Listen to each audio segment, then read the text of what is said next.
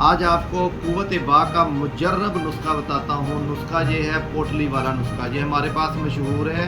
कुव्वत बा का मुजर्रब नुस्खा पोटली वाला, आपकी बर्दाश्त से बाहर हो जाएगी कुव्वत, इतना ज़्यादा इसका फ़ायदा है।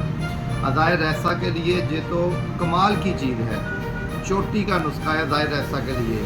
कुदरती अमसाक पैदा करता है, कुदरती कुव्वत बा पैदा हो जाती है। कुव्वत बा उनकी ज़ीरो पे चले जाती है जो शुगर के मरीज़ है। फिर इसके अलावा जो कई लोग ऐसे होते हैं कि परेशानी की वजह से दिमागी तौर पे कमज़ोर हो जाते हैं, उस वजह से भी जो लोग कमज़ोर हो जाते हैं उनके लिए भी ये नुस्खा कमाल का नुस्खा है। अस्सलामु अलैकुम वरहमतुल्लाहि वबरकातुहू, वस्सलातु वस्सलामु अला रसूलिल्लाह, अम्मा बाद, फ़अऊज़ु बिल्लाहि मिनश शैतानिर रजीम, बिस्मिल्लाहिर रहमानिर रहीम। जी सामीन इकराम, उम्मीद करता हूँ कि आप सब खैरियत से होंगे। अल्लाह ताला आपको सेहत वाली, ईमान वाली लंबी ज़िंदगी अता करे। आज आपको कुव्वत बा का मुजर्रब नुस्खा बताता हूँ। नुस्खा ये है पोटली वाला नुस्खा, ये हमारे पास मशहूर है। कुव्वत बा का मुजर्रब नुस्खा पोटली वाला, इसका बहुत ज़्यादा फ़ायदा है।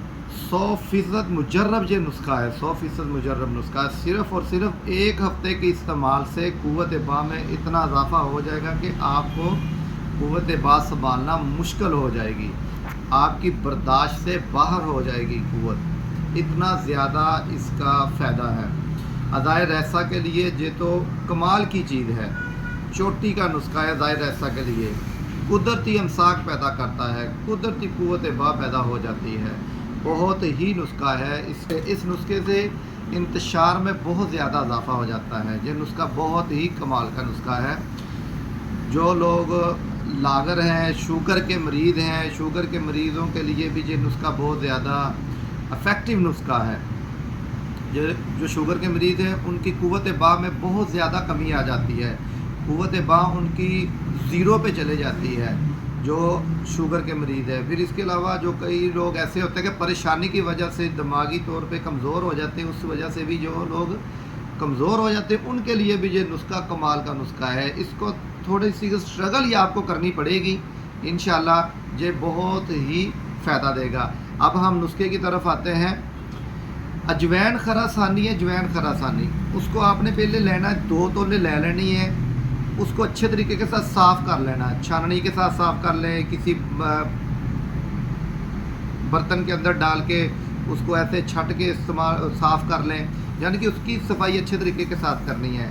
फिर आपने उसकी अकेली की रगड़ाई करनी है। जो तो देख लें कि आप बिल्कुल सफूफ हो चुका है, अच्छे तरीके के साथ उसका सफूफ हो चुका है। फिर आपने क्या करना है, 1 तोला सिमाब लेना है। सिमाब हम कहते हैं पारे को। पारा कितना लेना, 1 तोला। 2 तोला खरासानी और 1 तोला जी। इसकी आपस में इतनी रगड़ाई करनी, इतनी रगड़ाई करनी है कि इसकी कजली तैयार हो जाएगी, बिल्कुल जो पारे की चमक है वो ख़त्म हो जाएगी। उसके बाद फिर इस तकरीबन ये 5 से 6 घंटे, 7 घंटे भी हो सकता है इसकी रगड़ाई आपको करना पड़े। आज कर लें थोड़ी सी, कल कर लें थोड़ी सी, 2 दिन बाद कर लें, यानी कि उसकी देख लें कि भी रगड़ाई अच्छे तरीके के साथ हो गई है, उसकी चमक बिल्कुल ख़त्म हो चुकी है पारे की। फिर उसके बाद अगला काम शुरू करना है आपने क्या करना, फिर बाकी चीज़ें जो आपने लेनी है वो आप नोट कर लें। इसमें सालब मिस्री है, वो आपने 2 तोला ले लेनी है। सालब पंजा 2 तोला, शिकाकल मिस्री 2 तोला, इंदर जौ शीरी 2 तोला, कुंदर ये एक गूंद होती है, ये आप 2 तोला ले लें। इसके बाद हल्दी आ जाए, हल्दी भी 2 तोला। ये सब चीज़ें 2-2 तोला लेनी है। फिर आप आ जाए जायफल की तरफ। जायफल के मगज़ ये 6 माशे लेनी है आपने।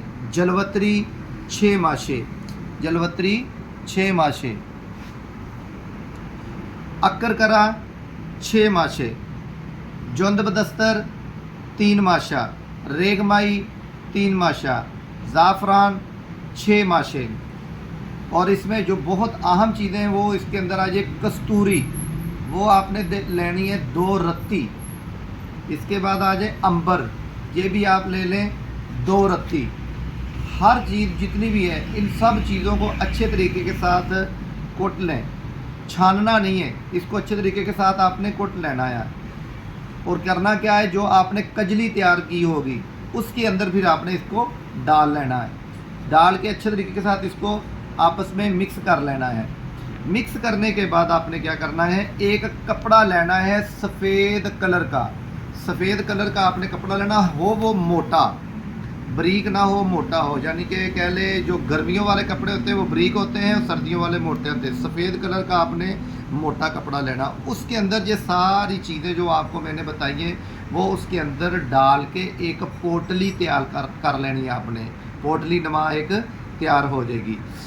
फिर आपने क्या करना है, आधा किलो दूध लेना है। आधा किलो पहले दिन, ये 8 दिन का अमल है, ऐसे करना है। पहले दिन आपने क्या करना है, आधा किलो दूध लेना है। जब दूध उबाला आना शुरू हो जाए, जब दूध को उबाला आना शुरू हो जाए उस वक्त आपने क्या करना है, जो पोटली आपने बंधी हुई है कपड़े के अंदर वो आपने उसके अंदर लटका देनी है।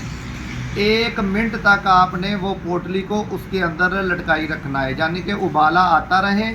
1 मिनट तक उबाला देना उस पोटली को। फिर आपने क्या करना, उसको नीचे उतार लेना। नीचे उतारने के बाद आपने पोटली बाहर निकाल देनी है। बाहर निकाल के पोटली को आपने ऐसे करना कि थोड़ा सा दबा देना है। दबा के उसके अंदर जो दूध है वो सारा निकाल देना है ताकि दूध उसके अंदर वापस चला जाए। फिर आपने क्या करना, पोटली को आपने फ्रीज़ कर लेना है। जो बाकी जो दूध है आपका वो आपने तकरीबन नीम गर्म रह जाएगा, उस वक्त आपने ये दूध पी लेना है। पहले दिन ये अमल करना। दूसरे दिन आपने क्या करना, दोबारा आधा किलो दूध लेना है। उसके अंदर आपने ये पोटली दोबारा डाल लेनी है। दोबारा डालनी है तकरीबन पहले दिन 1 मिनट और अगले दिन आपने 2 मिनट तक उसके अंदर उबाला देना है। ये देखें कि उसके पैंदे के नीचे ना लगे, वो पोटली जो है वो दूध के अंदर अंदर रहे। वो तकरीबन 2 मिनट तक आपने बॉयल करनी है वो पोटली। फिर आपने क्या करना, वो पोटली निकाल देनी है। 2 मिनट के बाद उसको निचोड़ लेना उसके अंदर। फिर आपने उसको निकाल के फ्रीज़ कर लें। जो दूध होगा वो आप पी लें। ये दूसरे दिन का अमल हो जाएगा। तीसरे दिन फिर आपने इसी तरह करना है और 3 मिनट तक पकाना। चौथे दिन 4 मिनट तक पकाना। 5वें दिन 5 मिनट तक पकाना है। और इसी तरह 6वें दिन 6 मिनट तक, 7वें दिन 7 मिनट तक पकाना। और आखिरी दिन जो होगा 8वां मिनट होगा, 8वां दिन होगा। 8 मिनट तक आपने इसको पकाना है। और इसी तरह आपने 8वें दिन 8 मिनट तक उसके अंदर पकाना है। और आपने क्या करना, फिर 8वें दिन उसको ज़ाया ना करें। वो जो आपने पोटली बनाई होगी ना वो ज़ाया ना करें। उसको आपने धूप में रख के खुश्क कर लेना है। धूप में रख के आपने क्या करना, उसको खुश्क कर लेना। खुश्क करने के बाद आपने उसको संभाल के रख देना है। और इस तरह वो जो दूध होगा आपने वो पीते रहना। आपने पहले दिन यानी दूध आपने पी लेना है। इंशाल्लाह इसका बहुत ज़्यादा फ़ायदा होगा।